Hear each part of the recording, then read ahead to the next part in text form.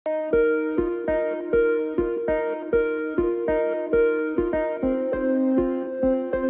1 اپریل سال 2024 تقریبا ساعت 21:20 راننده автомашин طبقه اوپل زفیره بوریف حسین جان سال تولدش 1981 ساکن شهر ایسار هنگام حرکت در راه ماشینگرد دوشنبه ترسونزاده در حدود دهه بهتاش جماعت دیهات قرطاق امین شهر از عهده دوره واسطه نقلیات نبرآمده پیادهگرد میلیکوف باروتالی سال تولدش 1969 ساکن شهر مذکور را پخش نموده است. در نتیجه پیادهگرد میلیکوف جراحت‌های وزن جسمانی برداشته در جای حادثه به هلاکت رسیده است.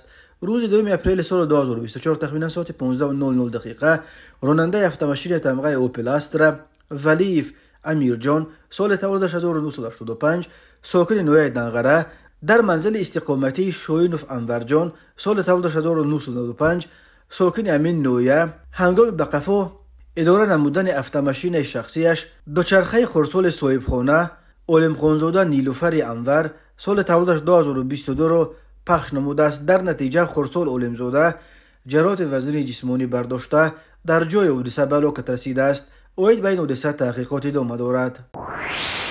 در نتیجه گذراندن چهاربینی اپراتیوی جستجویی از جانب کارمندان میلیسیا معین کرده شد که مرد 36 ساله ساکن شهر خوجند ماه اپریل سال 2015 با راه فریب به باوری مرد 51 ساله ساکن شهر ایسترفشن در آمده با بهانه سیقل دادن تجارت مبلغ $20,300 امریکایی را گرفته تا حال برنگردانیده است. اوید به این حادثه پرونده جنایتی با ماده 247 قسم 4 کودکس جنایتی جمهوری تاجیکستان آغاز گردیده تفتیشات ادامه دارد.